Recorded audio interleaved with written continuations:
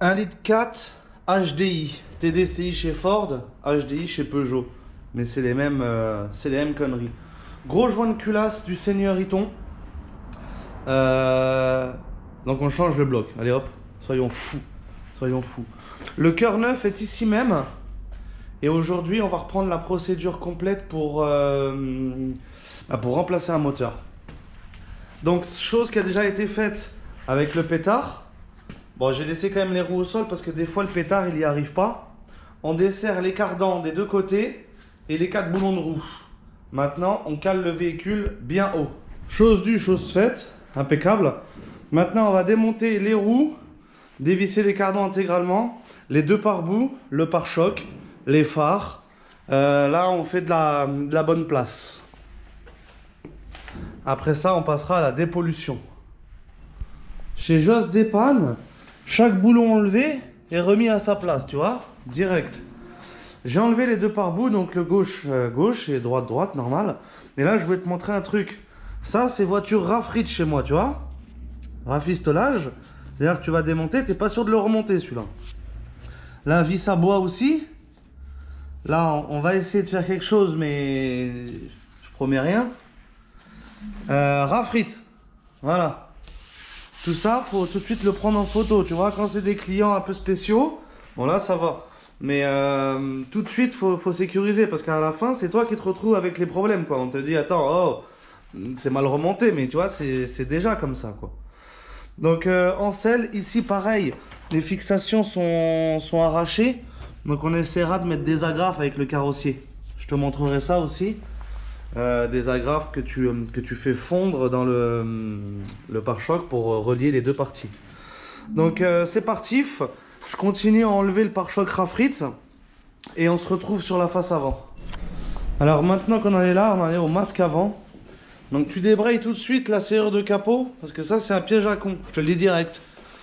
Et là on va passer à la dépollution. Alors je déconseille à quiconque d'utiliser les robinets des radiateurs ou les machins comme ça. Une fois sur deux tu peux les enlever, tu peux plus les remettre, ils sont plus étanches. Donc on s'attaque directement à la grosse durite inférieure. Donc là tu prends ton petit bâton et tu transvides.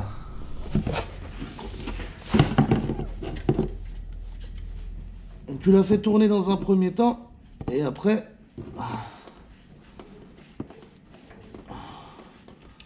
tu fais couler le liquidon. On va voir s'il en reste beaucoup parce que la voiture bouffait de l'eau. Voilà, donc tu vas mollo. Et ouais, en vrai il n'y en a plus beaucoup. Et après, à ce niveau-là, tu viens ouvrir ton bouchon de liquide de refroidissement et tu vas voir que l'appel d'air va faire que normalement, ça arrive. Et là, ça arrive pas. Si? Ah, si, ça arrive un petit peu. On devrait totaliser à 5 litres. Et là, on n'a rien.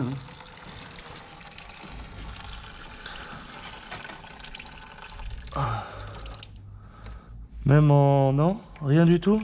Que ça. Ok. Bon.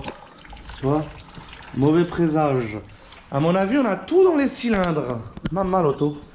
Voilà. La vidéo commence vraiment ici, les amis.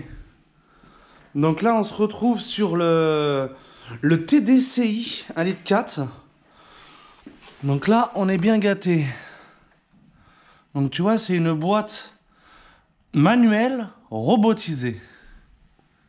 Donc c'est un bordel. C'est le même délire que le C4, tu vois. Après, il faut faire l'apprentissage de la boîte et tout. La nani, la butée, la cadrée et tout, nickel. Là, tu as une vis qui est cassée. Là. Et ouais, elle est quelque peu rafrite la voiture. J'ai l'impression qu'elle a déjà été démontée, remontée. Il est temps que je passe par là.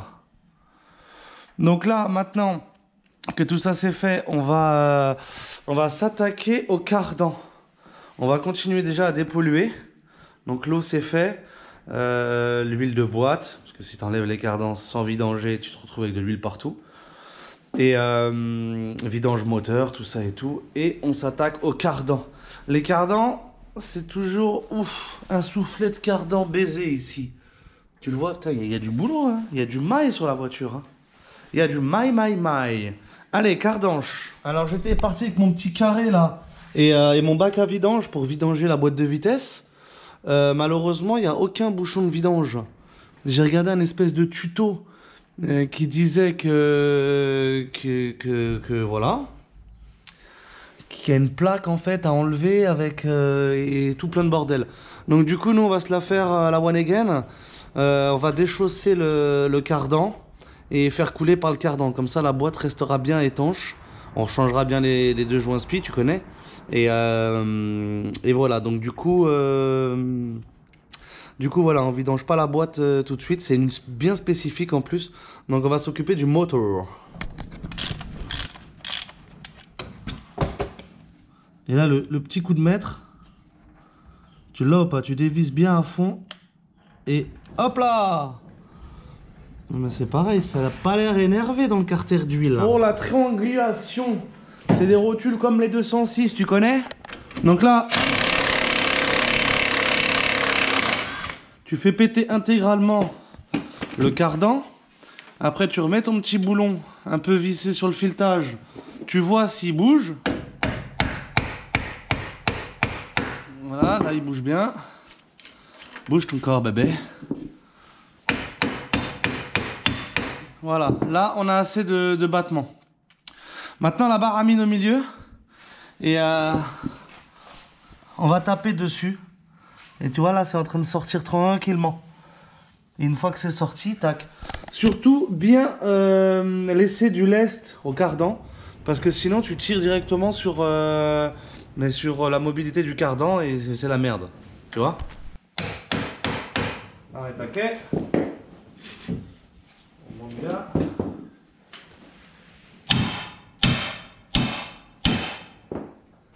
Il descend bien. On va essayer de ne pas casser l'ampoule. Surtout qu'en ce moment c'est tabou les ampoules. Et là tu viens mettre tes 110 kilos sur le triangle.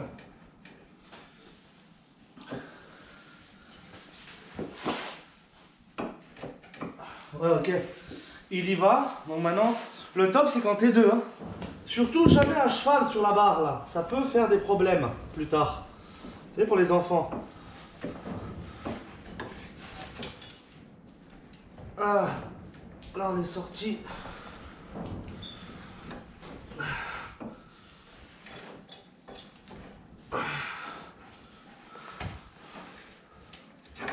Voilà, là je suis sorti complet et tu remontes gentiment pour pas enculer ton soufflet de cardan.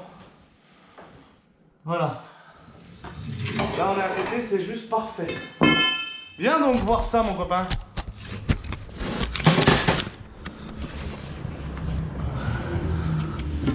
Le cardan est sorti nickel sans niquer le soufflet. C'est le soufflet le plus périlleux. Bon et à partir de là, quand tu as ton cardan comme ça, j'ai enlevé le palier. J'ai mis le bac en dessous. Bien en dessous la boîte, tu vois. Comme ça, tout dans le bac. Et on va faire la vidange comme ça. Comprends-tu? Ah, frite!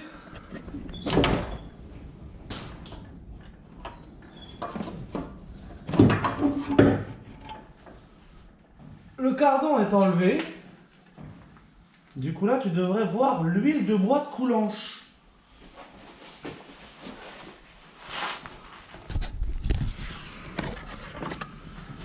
Voilà. L'huile de boîte qui s'écoule. Et l'huile moteur qui s'écoule aussi. On est bien dans le même bac, ça c'est bon ça. Les trois plus gros organes relous à enlever quand tu démontes un moteur: cardan, échappement et les supports. Donc là on a fait les cardans. C'est tout ce qu'on a fait, hein. Voilà, hein. Donc maintenant on va faire les supports. Le support balancier, tac tac tac. L'échappement. L'échappement, faut le voir au plus agréable dans la manip. Sachant que là-bas il n'y est pas. Je vais enlever la tôle là, voir si on peut juste le descendre. Ou alors si on l'enlève un peu plus bas. Donc on voit ça tout de suite. Tu vois au niveau de l'échappement, là il passe sous le moteur. Et il remonte là-bas. Les vis, ça a l'air totalement rouillanche. Donc ça c'est bon. Il y a un petit cylinder block aussi à bagarrer. Ou sinon on le décroche du turbo et on le laisse pendouiller. Mais il pourra pas trop pendouiller. Et il va nous faire chier pendant toute l'opération. Donc je pense qu'on va se le taper de là-bas quoi. Ouais, je pense que l'échappement ça va être le plus chiant. Donc j'analyse un petit peu la chose. Et je te dis ça, surtout qu'il y a une tresse en dessous. Et c'est jamais bon de laisser trop en mouvement la tresse. Bon, ici même, on a un support de boîte ici tout neuf. C'est le balancier. Et après on aura les deux de l'eau là-haut. Donc là je vais déjà enlever le balancier des deux côtés. Ça a bien coulé. C'est nickel. Et après on s'attaquera à l'échappement. Donc WD-40 tout de suite mon lapin. Il y a des choses en mécanique qu'il faut que tu saches. Déjà les deux vis derrière c'est du 15. Ouais, taille bâtarde. Et je sens que ça va péter et c'est sur goujon, donc ça va entamer des frais. Donc on va plutôt se la jouer ici. Quitte à après qu'on ait enlevé le moteur, bien frotté, bien truqué, tranquille, tu sais. Et là, celle-là, c'est pareil. C'est un peu ghetto. J'ai un deuxième turbo, donc... Mais... Ouais, j'ai un deuxième turbo, donc ça va. Et voilà, donc là, on va s'attaquer à ces vis-là. Ça, t'es en PLS quand ça. Je te dis la vérité, j'ai plus de dégrippant, donc ça sera à sec.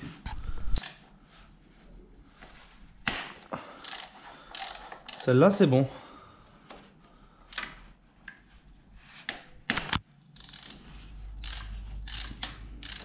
Celle-là, c'est bon.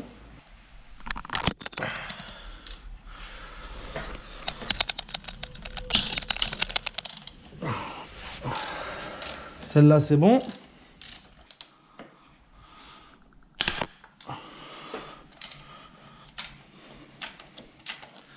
Celle-là, c'est bon. Voilà, l'aimant du Seigneur Iton. Se dire que tu le feras après, tu vas l'oublier la vis et après ça va être la merde.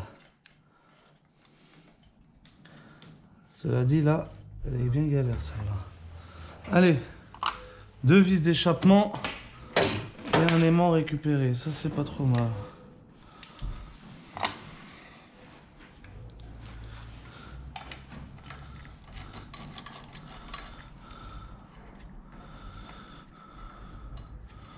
Tu te doutes bien qu'il y a un joint entre le collet, enfin le catalyseur et la turbale.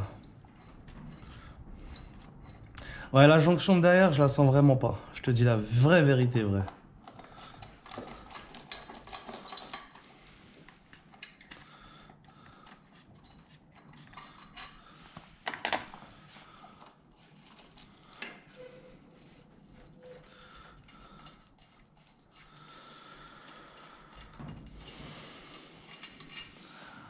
Voilà, ça c'est bon. Il n'y en a plus. Et là maintenant, on a une vis ici et une vis là. Ok. De maintien. Celle-là, c'est bon. Ça bouge dans ce club.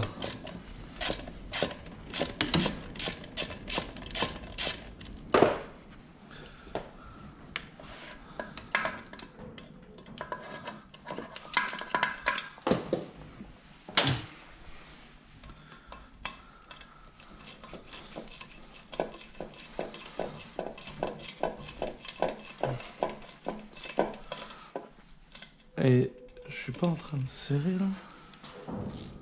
Non.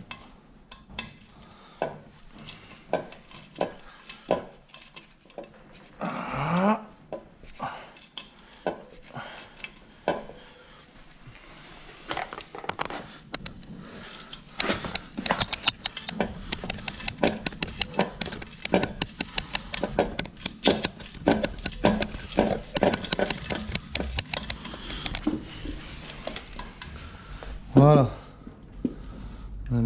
vis. Les deux petites, c'est le fixation kata.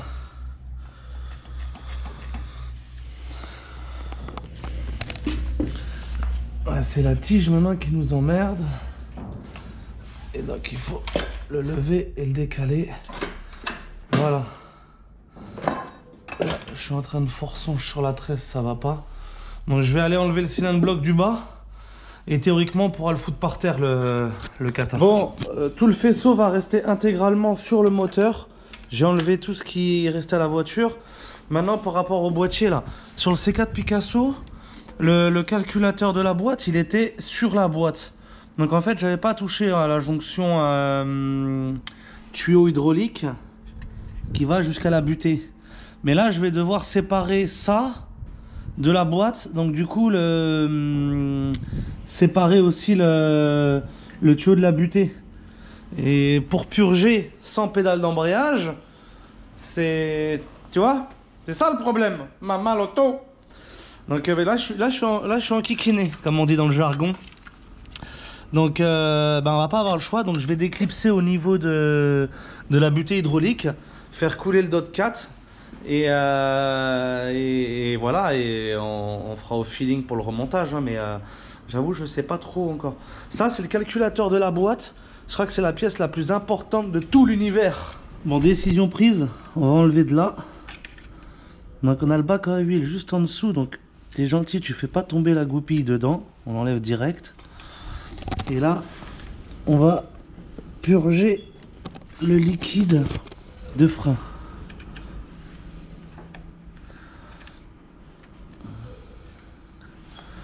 Là, on va vider le circuit intégral. Voilà, des deux côtés. Bon, ça coule que du bloc. Ok. On va débrancher tout son faisceau en cassant aucune fiche. Mais je crois qu'il est juste raccordé là. Et celle-là, elle va où? Celle-là, elle va dedans. Donc celle-là aussi, il faut l'enlever. Mais faut aller tout doucement parce que c'est poussiéreux. Donc tu lèves là, voilà, avec la deuxième main. Non! Le tournevis Facom vient de tomber dans le bac. C'est exactement ce que je voulais pas faire, tu sais, mais donc bon, on va pas. Ok, et il faut enlever aussi cette grosse fichon. Cette grosse fichon, ça doit s'enlever comme ça. Comme une lambda.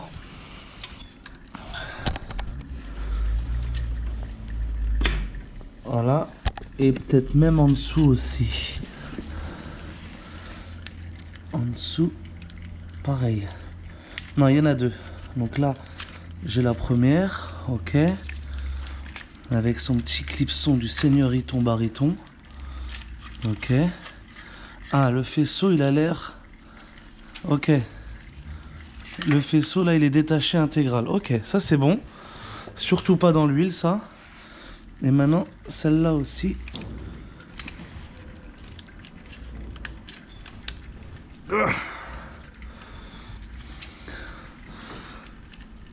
T'as le bout des doigts qui morfle. Je vais me sacrifier. Il est là ce petit coquin. Facom. Voilà. Bon, ça baigne dans l'huile. Hein. En vrai de vrai, ce qui se passe, c'est... Tu vois le tuyau au fond, là? Il coulisse, il coulisse, il coulisse. Il vient là, il y a un raccord. Et hop, il vient alimenter en dot. Donc là, l'idée, c'est de siffler tout le dot 4. Voilà. Pour remettre du tout neuf. De toute façon, on remet tout neuf. Bon, après ça, t'as vu l'échappement? Je t'avais pas trop dit, mais il est pile poil dans la position que je voulais pas qu'il soit. Voilà, il est pas par terre, mais... Et cette durite là, c'est la durite de direction assistée. Voilà, parce qu'en fait, sur cette voiture de merde, ils se sont arrangés entre mettant de l'hydraulique, l'électronique. En fait, ils ont tout mis comme ils voulaient, quoi. Alors, quand t'as que l'électronique, c'est mieux. Genre direction, genre tout ça. Et quand t'as que l'hydraulique, c'est mieux aussi. Bah là, il y a les deux. Donc, c'est la merde. Le petit clipson du Seigneur, je l'ai garave là. Tu me feras penser au remontage. Il est dans le longeron. Comment on en arrive là? Juste pour ce tuyau de la pompe à vide qui va là. Et de l'autre côté, ils me l'ont coupé. Donc voilà, comme ça, celui-là, il reste bien sur le bloc. Voiture rafraîchie, je te dis. Donc maintenant, je vais pouvoir aller atteindre la deuxième durite de chauffage qui est là-bas. Et qu'est-ce qui m'embêtait aussi? Oui, et cette durite de direction assistée là, qui fait tout le tour. Et que je vais plutôt enlever de la pompe. Voilà. Pareil, elle sera en battement, voilà, tranquille. Lui, il a fini de couler, je vais pouvoir lui enlever ses vis et son petit raccord. Et enlever le cerveau de la boîte. Il est prêt à tomber. Il est encore bien chargé, hein, tu me diras. J'ai remis le kata comme ça parce qu'il me faisait peine par terre. Mais j'ai appelé mon collègue pour qu'il le tienne. Il va le tenir pendant que je sors le moteur. Il y a ça à faire attention et la durite de DA là, qui passe au-dessus de la boîte. Sinon, tout le reste sort. J'ai enlevé le bocal de DA plus le bocal d'eau. Les deux durites de derrière, c'est bon. Théoriquement, il n'y a plus rien qui gêne. Théoriquement. Là, le gros bébé qui est sur chèvre, va falloir s'organiser parce que dans ce nouveau garage, que je t'ai même pas présenté d'ailleurs, j'ai pas encore changé de moteur. J'avais fait un établi là-bas spécialement pour porter les moteurs. Mais avec le panneau, on va voir. Donc je pense que ce que je vais faire, donc, je vais mettre ce gros bébé là-bas. Et le nouveau sur la table d'opération. Comme ça, on pourra lui faire tout le tour. Déshabiller tout ce qu'on a besoin pour tout remettre sur celui-ci. Comprends-tu? C'est parti. Bon, le bloc est sorti. Il manquait plus rien à part deux petites fiches là qui traînaient là, tu vois. La clim qui est non fonctionnelle, donc peu importe.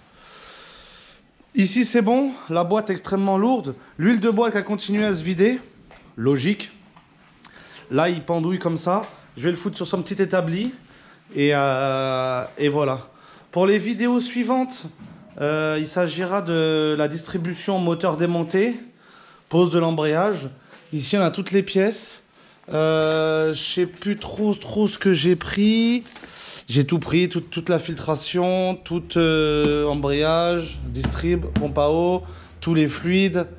On n'a pas prévu le thermostat sur ce véhicule, je crois, je sais plus, je jetterai un œil. Mais comme il sort de joint de culasse, ça serait bien de le mettre. Donc on mettra un thermostat aussi. Voilà. Et bon, le nouveau moteur, là, parce que du coup on s'y perd. Il avait, je te dis pas de conneries, 165 000 km. Il était à 750 € à la casse. Et comme celui que je devais prendre avec un peu plus de kilométrage, ils se sont rendus compte que la distrib était pétée. Ils m'ont filé celui-là pour 500 € tout rond. Donc voilà, tu vois le moteur du C4, je l'avais payé 400 €, mais bon, c'était pas en casse aussi, c'était comme ça en rafrite. Celui-là, 500 balles. 500 balles. Et après, tu pourras retrouver toutes les pièces qui n'ont pas été montées. Genre, il y a un turbo en double. Il n'y a que ça, je crois. Hein. Il n'y a qu'un turbo à récupérer. Hein. On ouvrira après, on fera l'autopsie de la culasse de celui-là pour voir l'état du joint de culasse. Et voilà. Il y a un truc aussi que je voulais vous parler, c'est au niveau des vidéos. Je suis tombé, un abonné m'a envoyé une chaîne belge comme quoi on parlait de moi. Et voilà, dans des dépanneurs, dépannage mécanique. Vous savez que je suis dépanneur, hein, avant tout. Enfin, avant tout. La mécanique est une passion. Le dépannage est une passion aussi, d'ailleurs. Voilà, c'est mon métier.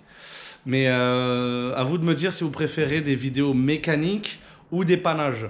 J'ai bien vu que sur les derniers mois, là, le dépannage, c'est pas trop votre truc. Mais voilà, mais en quel cas, dites-moi ce qui vous ferait envie de voir, quoi. Parce que bon, du coup, là, les vidéos sont rébarbatifs. On parle toujours de remplacement moteur, ces conneries-là, quoi. Mais voilà, ou des diags, ou je sais pas ce que vous voulez voir, parce qu'il y a des choses, peut-être que je filme pas tout, du coup, parce que du coup, même moi, ça, au nombre de vues, je trouve ça c'est pas motivant, quoi. Donc, avec vos avis, je pourrais m'adapter mieux et faire en sorte que tout aille bien, quoi. On est bientôt à 10 000 abonnés, les gars.